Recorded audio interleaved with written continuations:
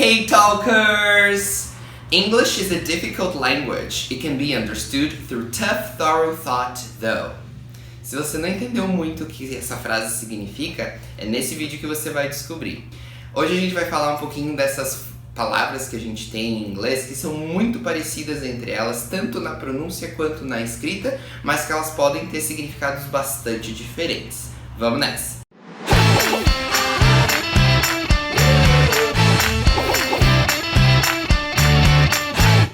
Bom, a primeira palavrinha que a gente vai ver hoje é taught. Taught. T-A-U-G-H-T. Taught. Que é basicamente o passado do verbo teach. So, I am a teacher. I teach English. So, if I use this sentence in the past, I will say, I taught English yesterday. Então, basicamente é o passado do verbo ensinar. Então, se a gente utiliza essa frase, a gente precisa utilizar em um contexto que a gente está dizendo que alguém ensinou algo para alguém. Então, essa é a nossa primeira palavrinha. A segunda palavra que a gente vai trabalhar agora vai ser com a palavra thought, que nada mais é do que o passado irregular do verbo think. Lembram? Verbo think, pensar, acreditar, achar alguma coisa. Então, quando a gente usa o verbo no passado, a gente vai utilizar então essa pronúncia e essa estrutura deste verbo. Então, thought. Se eu quero dizer uma frase como eu achei ela engraçada, eu posso utilizar então I thought she was funny. I thought she was funny. Então essa é a nossa segunda palavra de hoje. A nossa terceira palavra, e que também é bastante parecida tanto na forma escrita quanto na pronúncia, é a palavra though. Though. T-H-O-U-G-H. Though. Essa palavra, pessoal, a gente tem que pensar nela como se fosse algo parecido com um embora. Mas geralmente ela vai aparecer no final da nossa frase. Então ela tem uma ideia mais ou menos de contraposição, como se fosse um but, mas ela vai aparecer no final da nossa frase. Por exemplo, eu posso dizer assim, I liked the movie, it was long though. Então basicamente eu disse, eu gostei do filme, mas ele era longo. Só que vocês percebem que esse though foi lá pro final da nossa frase, né? Então a gente poderia substituir ele por um but ali no meio, né? I liked the movie, but it was long. Mas a gente nunca usa os dois juntos, tá? A gente não pode dizer but it was long though. Não, a gente vai usar ou um ou outro, né? I liked the movie, it was long though, ok? A nossa próxima palavra vai ser então a palavrinha thorough.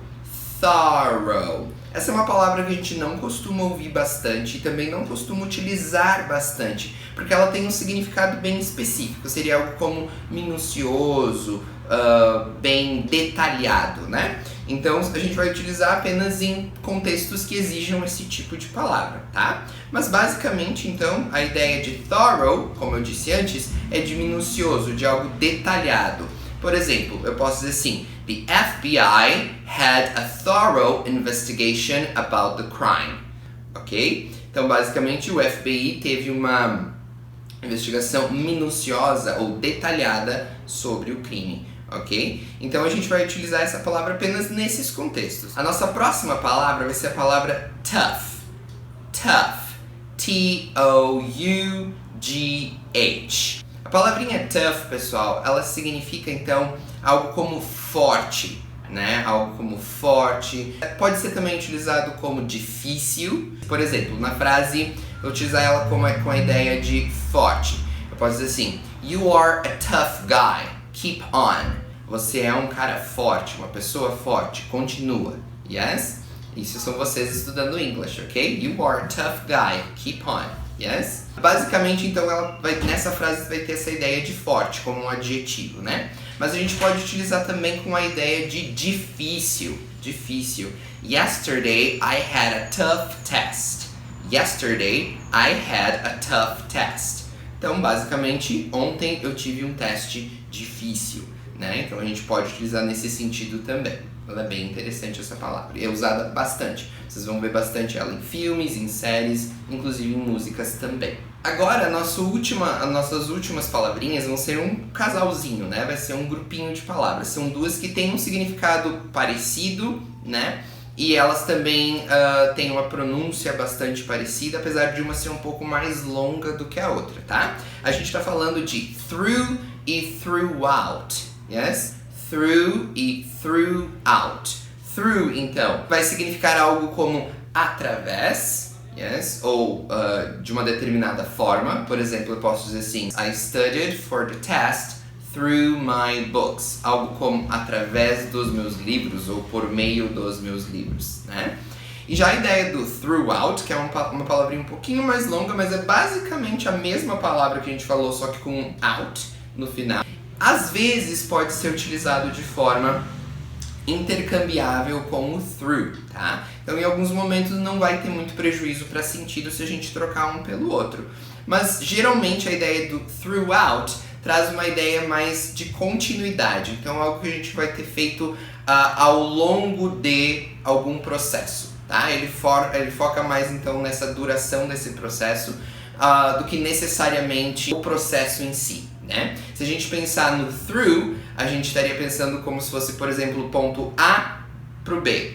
E já o throughout seria todo esse processo, né? Então a gente poderia utilizar assim: throughout the days, my mother decided to cook different food every day. Yes? Então algo assim, durante todos esses dias, esses últimos dias, né? Então a gente vai ter essa ideia de um processo mais longo e que se arrastou por mais tempo. Mas é basicamente, em alguns casos, a gente pode basicamente utilizar eles de forma intercambiável, que não vai causar muito prejuízo para sentido. Agora vamos analisar a nossa frase do início do vídeo. English is a difficult language. It can be understood through tough, thorough thought, though. Yes? Então, agora que eu expliquei um pouquinho sobre o significado de cada uma dessas palavras, acho que vocês já conseguem entender mais ou menos o que eu quis dizer, né? Então, basicamente, a gente diz que English is a difficult language. É uma língua difícil. It can be understood, pode ser entendida, through tough, thorough thought, pode ser entendida através de pensamentos difíceis ou duros e minuciosos, e a gente tem esse though lá no final para fazer esse papel de porém ou o nosso but, né? Já que a gente não tem nada ali no meio. A gente não diz but it can be understood. A gente já começa direto com a sentença e termina com o though, ok? Pessoal, se você gostou desse vídeo, então deixa o seu like, deixa o seu comentário aqui embaixo, que a gente fica muito feliz. Compartilha com seus amigos que também sofrem bastante com essas palavras, tá? E não esquece de seguir a Talkers nas redes sociais, inclusive aqui no YouTube, tá bom? Muito obrigado, bye bye, have a good day!